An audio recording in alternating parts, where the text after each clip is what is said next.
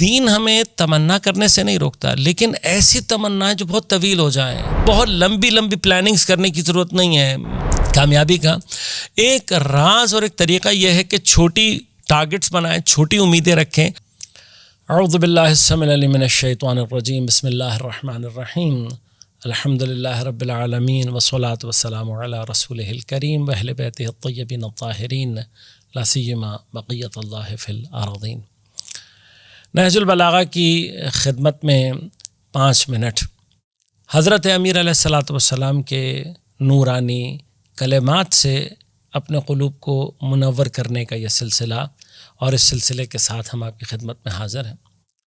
حضرت رضی رضوان اللہ تعالی علیہ حضرت کے کلمات قصار میں ایک بہت ہی خوبصورت جملے کو نقل کرتے ہیں کہ حضرت نے فرمایا کہ من اطال الامل اساء العمل۔ یہ بہت چھوٹے چھوٹے جملے ہیں، لیکن اپنے اندر معانی کا ایک بحر بے قرار لیے ہوئے ہیں۔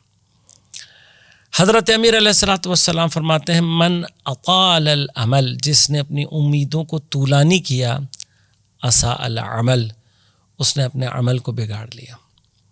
شاید اس سے پہلے بھی ہم نے تمناؤں کے حوالے سے حضرت کا قول نقل کیا تھا کہ حضرت نے فرمایا کہ تم اگر اپنی تمناؤں کو ترک کر دو گے تو تمہارے اندر غنا خود بخود پیدا ہو جائے گا۔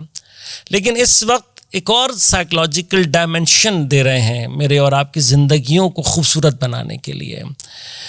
ہمارے عمل بگڑنا شروع ہو جاتے ہیں، ہم عملی طور پر پیچھے رہ جاتے ہیں، ہم عمل کی دنیا میں ایک پوری بحث ہے پروکراسٹینیشن کی، ہمارے اندر کاہلی پیدا ہو جاتی ہے، سستی پیدا ہو جاتی ہے۔ ون آف دا ریزن جو آپ کو پروکراسٹینیشن میں، سستی اور کاہلی میں، عمل کی دنیا میں پیچھے رہ جانے کی وجہ اگر آپ تلاش کریں گے تو آپ کو ملے گا بڑی اور طولانی امیدوں میں سے۔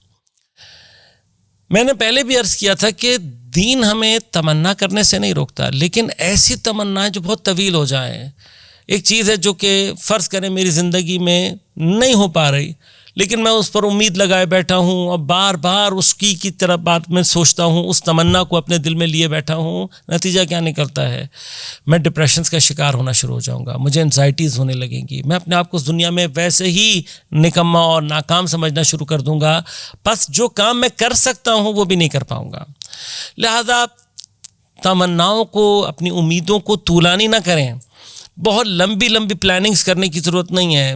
بعض اوقات ہم اپنی پلاننگز میں متوجہ ہی نہیں ہوتے۔ کچھ دیر میں بیٹھے بیٹھے ایک کریکٹر ہمارے ہاں بیان کیا جاتا تھا شیخ چلی کا۔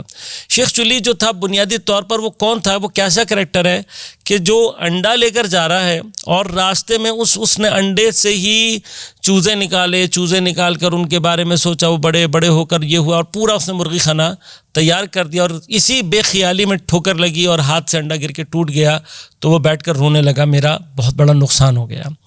یہ نقصان ہم کی زندگی میں ہوتے رہتے ہیں، ہمیں اور آپ کو سب کو سمجھنے کی ضرورت ہے۔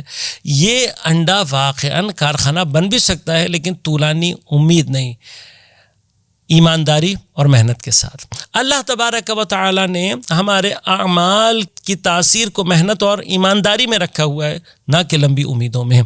بیٹھ کر امیدوں کے تانے بانے بننے سے، بیٹھ کر امیدوں کو اور لمبا کرنے سے سوائے انسان کے اندر کاہلی پیدا ہونے اور مایوسی پیدا ہونے کے کچھ نہیں ہوتا۔